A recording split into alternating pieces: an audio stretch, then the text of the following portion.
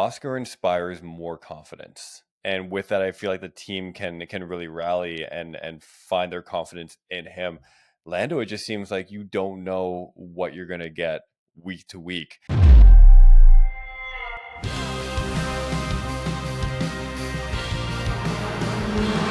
lights out and away we go. What's up, everybody? Welcome back to F1 True North, the Canadian Formula One podcast. I'm here with, normally I'd say the boys, but now I'm just here with Tomas, and there's nothing wrong with that. Happy to be here with you, buddy. Thomas, I'm Walker. Drew is on vacation on a beach somewhere right now, so fuck him. Lucky bastard. But we are here. We're still going to have a good time. We're going to talk all about Bahrain, and we're looking forward to Saudi Arabia next week as well. I have some thoughts on the race. Thomas, why don't you get us started? What do you think of Bahrain 2025? So what a different race from the last race. This one actually had entertainment. It was enjoyable to watch. It had overtakes. It had a safety car. It had a couple, I don't want to say crashes, but a couple incidents that are worth noting. So it was very, very fun.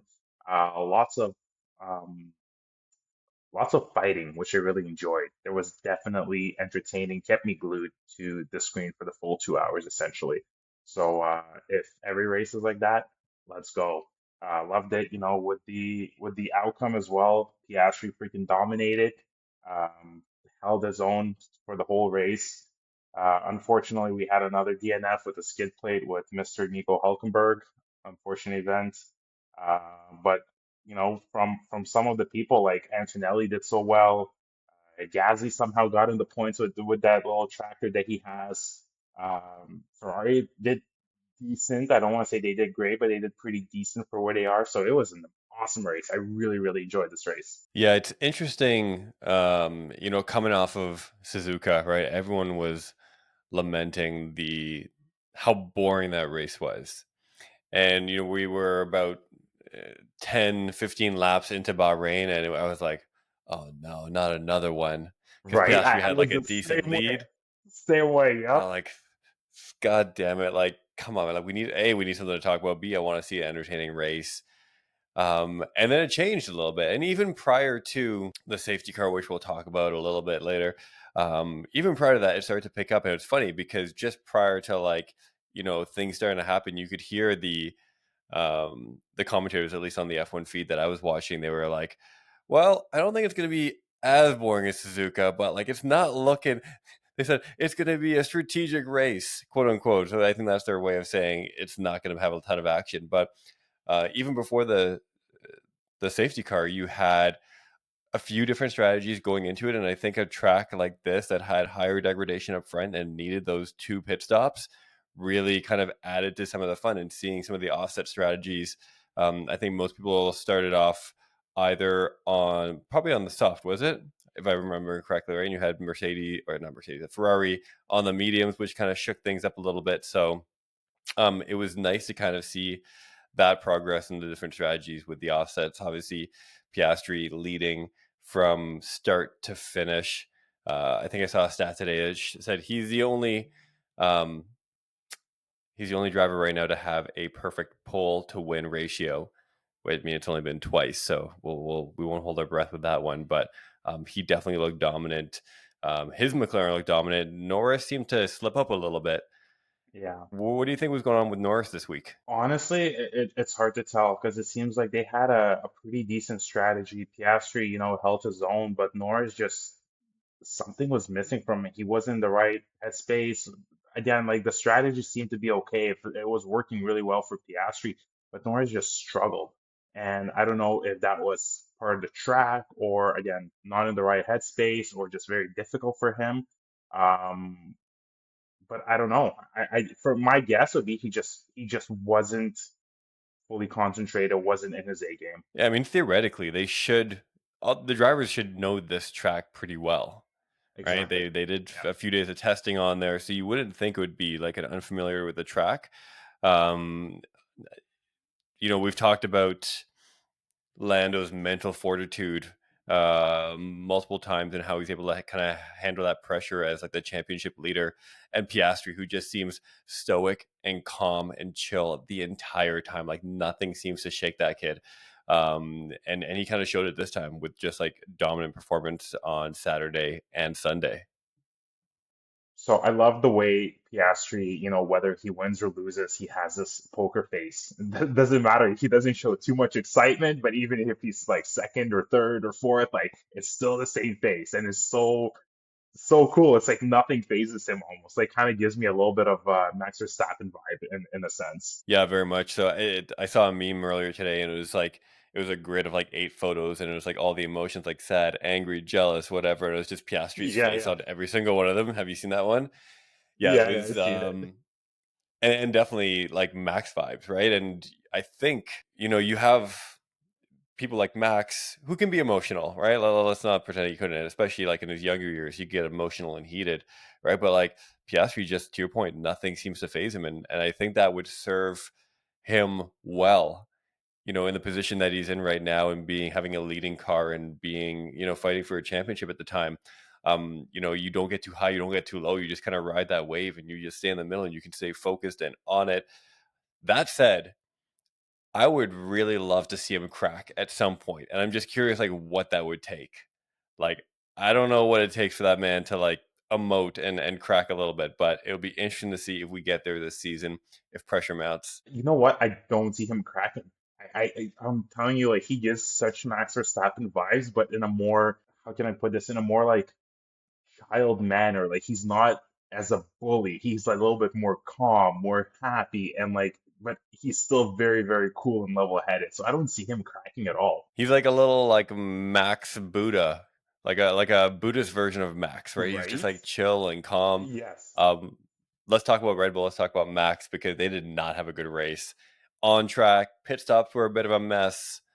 Where are they at? Because he's been somewhat competitive over the first few races. Still, kind of, he's up there in like the top position for the championship early on, but that it did not look like a promising car to drive. No, you know what? And my whole question is, or my whole thought is, they were so competitive these past few years.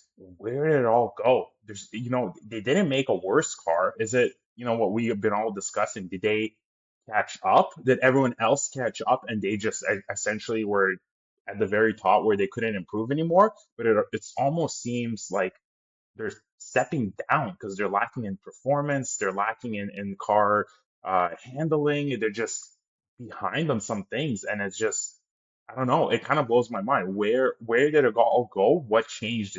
What changed? What big change happened besides Adrian Newey and a couple other people leaving? There's not much else that really changed, and that's really weird for me. So I don't know what's their deal. I know you want to talk kind of a little bit about how he has a clause if he or the team falls below a certain standard, they might or he might end up going quits or to another team. So that's also very, very interesting. Yeah, I think, well, you say you don't know, but I actually think you do know, because you're kind of like hitting on all the main points, right? Like, obviously, Red Bull kind of killed this generation of car from the get go, right? They left everybody behind, which is why they were so dominant for those 4 years. And now everyone's kind of caught up. And last year they lost Nui. He wasn't working on that car. And, for someone like Nui, who knows that car so intimately and who was so ingrained in designing it, like, I don't know how well of a job Red Bull has done in kind of like filling that pipeline with like other promising engineers and people who can kind of take that role and develop it further. And then you lose Nui on the car, and now all of a sudden when everyone's catching up, and Red Bull needs to innovate and they need to find like those hundredth of a second on a lap, I think that's where they fall behind, because everyone else is still making progress, and Red Bull obviously has not, or they've started to go in the wrong direction, maybe trying some things that hadn't worked. A lot of it, they last year was like, oh well, it's Checo, it's not the car. Then it was Lawson, but like Lawson didn't do great. And now we have Yuki, and Yuki had a pretty decent race, wasn't bad Yeah, in the Yuki. points. Yeah, and the point lost in 16, Yuki number 9. So, whatever Yuki's doing, it's working for him better than it is for Lawson. which again, I'm kind of saddened because I was really rooting for Lawson. But hey, if Yuki's having some success in that team, I'm all for it. He definitely deserved a shot, and I'm glad he's there. I'm glad he's scoring at least something, and I hope as the season goes on, he's going to get a grip of the car more, and he's going to fight for more of the not necessarily podiums, but for the higher places. Apparently, Yuki's points finish this past weekend was the first time the second Red Bull car has scored points in like the last 175 days or something like that. I read some stat like Oh my that. God. So, which is ridiculous for a top team. But again, it wasn't even just on track. Obviously, the car wasn't working for Max, but pit stops they had some issues as well, right? With I think it was some of the signaling and getting the cars out on time. So just it doesn't seem like a very tight ship right now, and it's going to be interesting to see if they can turn it around and if they can remain competitive, because you have obviously McLaren out of front, you have Mercedes who looks pretty quick, and George, who I mean, both drivers look pretty quick in that car. Kimi had a bit of a rough race from a strategy standpoint, but George, another consistent finish for him. I think he's podiumed in the three of the first four races. Like he's looking strong in that car. But yeah, you know, Mercedes really impressed me this weekend too.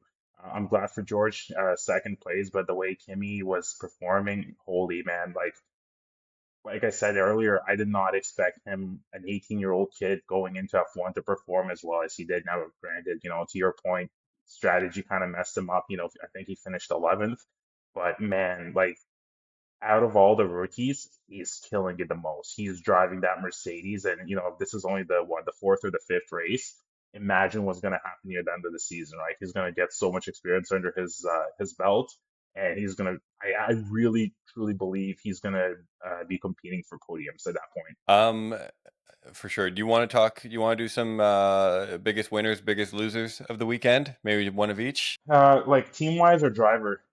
Whatever you want. It's an open forum. All I can right, go first if you want a second to think. all right. You know what? Yeah, go first. Because you think being a podcast, like we might talk about this stuff in advance and maybe have some stuff we're going to talk about, but nope, we're just going to make it up as we go along. So Thomas had zero chance to prepare for this question. I, however, being the person that asks all these questions, I can think about it for minutes in advance. So, anyways, biggest winner. I don't know if I want to call him a winner, but I was really happy to see Doohan not completely shit the bed this weekend. Like he had a decent qualifying. The race, okay, wasn't his best, perhaps, wasn't where they want it to be, but still, like not a bad performance. And I hope that buys him a little bit of breathing room for the next few weeks, because I think going into Bahrain after the first three races, like there was a lot of talk about whether he was going to get the pole, whether he was going to get yanked out, lose his seat. So I hope he gets a little bit of breathing room for the next few to develop and to kind of feel more comfortable with that car. And even, just Alpine in general, right? Gasly had, again, really strong qualifying.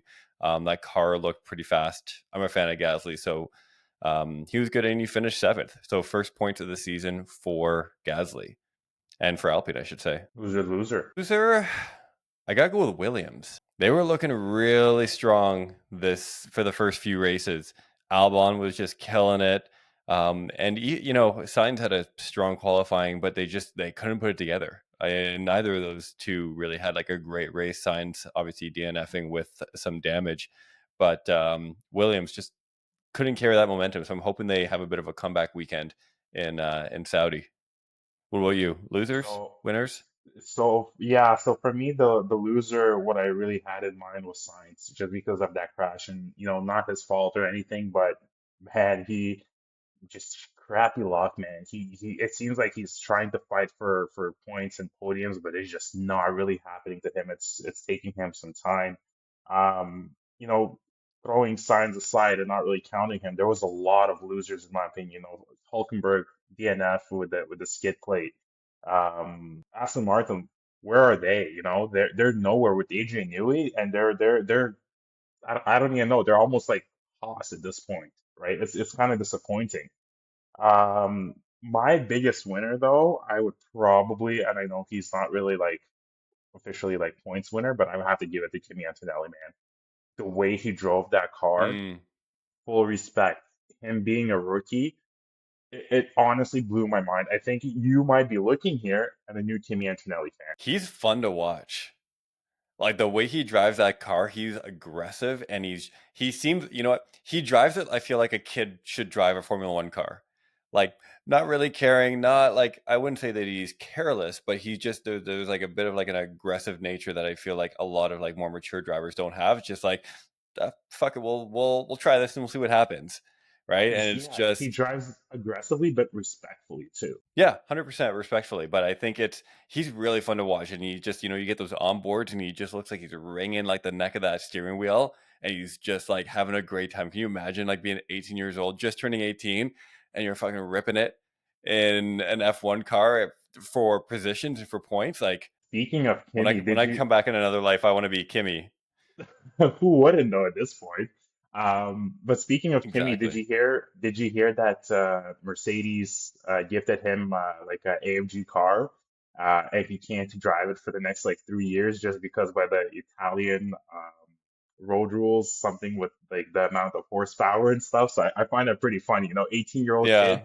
can drive like essentially 1,000 horsepower Formula One car, but AMG it's too much, And that rule like floored me. I would have thought of all places to have like weird rules about that, like Italy would be the last one. Like if you've been in right? Italy lately, you're in Europe right now, right? You drive through there. Like I was in Europe a few weeks ago. Like the drivers are just like I don't want to say they're nuts. Actually, I don't find them nuts. I think they're aggressive, and you got to know how to like operate in there. But like, Yeah.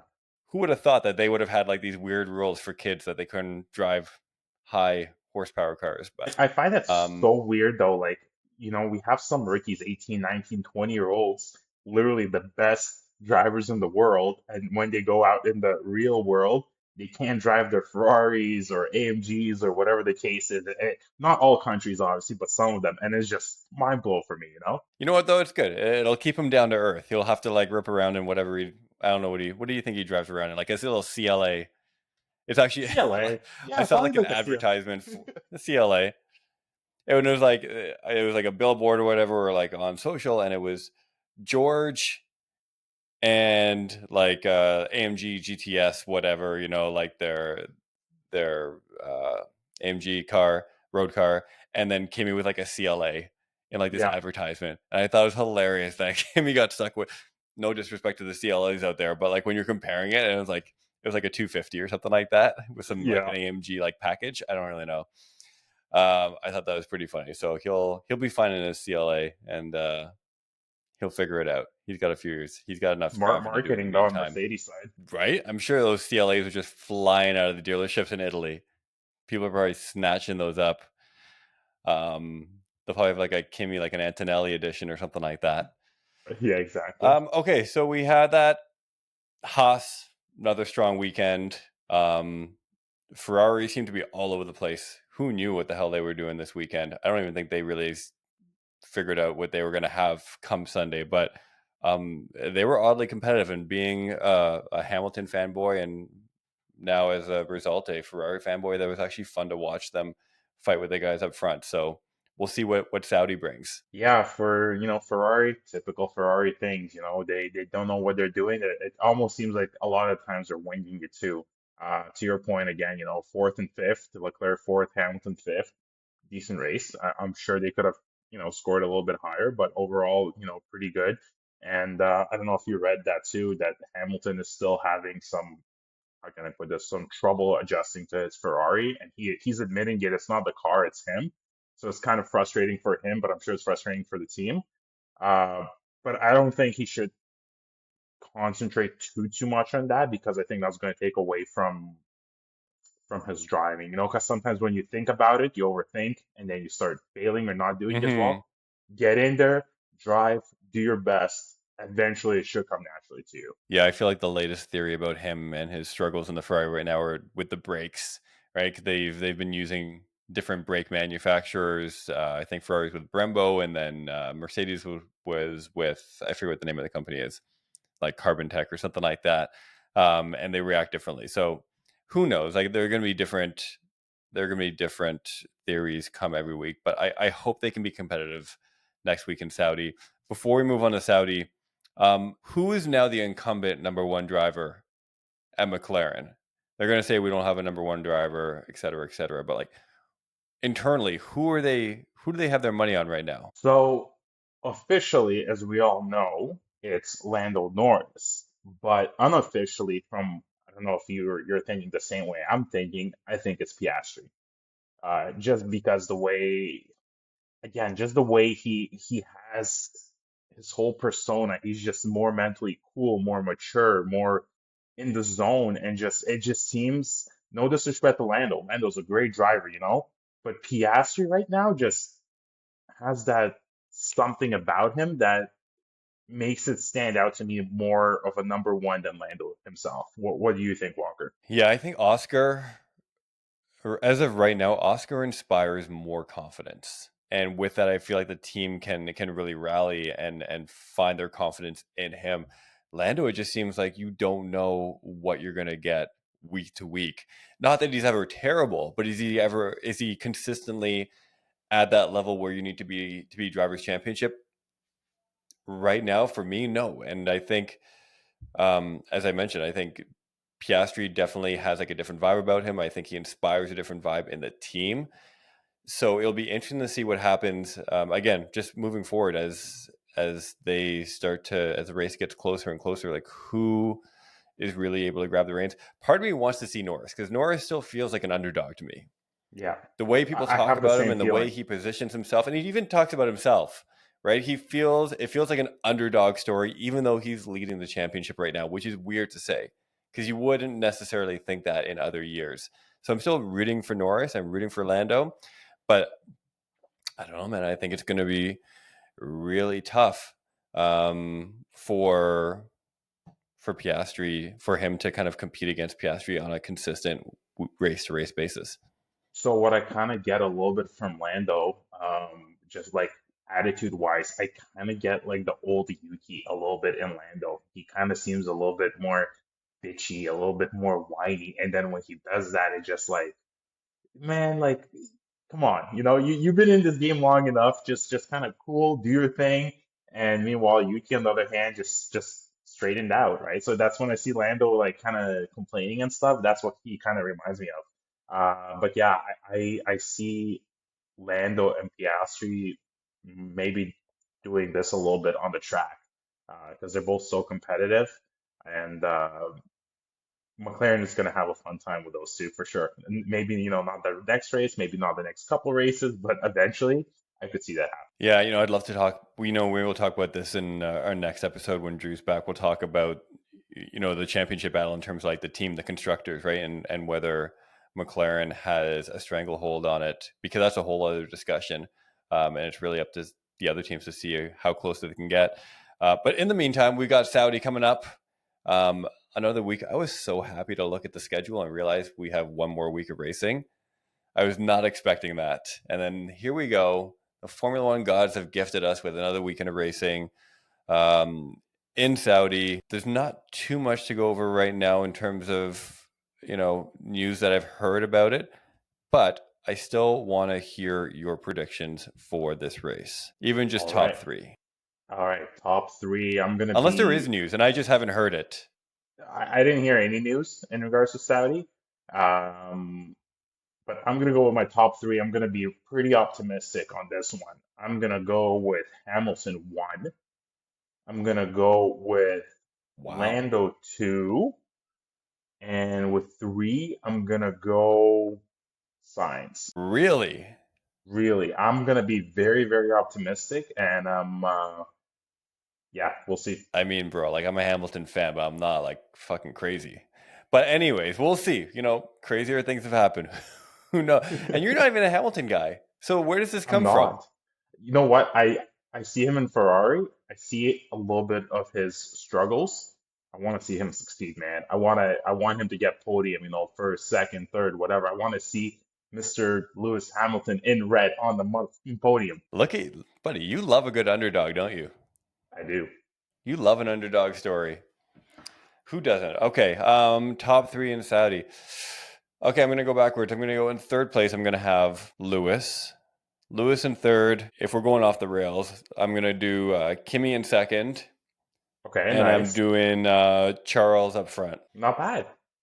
And just add a little spice to it, I think McLaren is going to double DNF when they crash into each other. Really? Why Okay. not? If we're talking crazy, if we're talking crazy, might as well go all the way.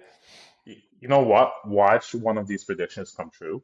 No, that would be crazy. That would be crazy. Actually, I'm just going to predict that every week because it's bound to happen. There's bound to be fireworks at some point. But, well, I mean, if you make the same prediction all the time, you got to be right eventually. Maybe, maybe not. Exactly. All right, so that's Bahrain in a nutshell. Looking forward to Saudi. We got one more week of racing before we go into a break, and then it's Miami all of a sudden, I think. Isn't it? Do we have Miami Yeah. after that? Miami. Let me see if I'm talking. Yeah, we got Miami after that, which is also nuts because that came up soon. But we're right into the season. We're well within it. Lots going on. Hopefully, we have another competitive race like Bahrain. That was fun. Any last words, my friend? Last words. Please follow us, subscribe to us on YouTube, join the Discord, Spotify, TikTok, all the socials. Drop us a follow, a like, a comment. Like I said, Discord, we have a pretty good group going on. Jump on in. Talk about F1 and F1 related news.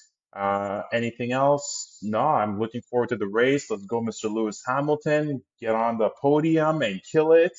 And my double McLaren DNF. Let's go. Let's go. Thanks for plugging the Discord, all the socials. You know what? At the end of the day, we are just F1 fans who love talk about F1. So come on over, talk F1 with us, join the chat, and we'll be back next week talking Saudi Arabia, recapping everything. Until then, I'm Walker. He's I'm Thomas, Thomas, and and this I'm is peacing out. F1. This is F1 True North, the Canadian Formula One podcast. We'll talk to you next time. Ciao for now. Bye.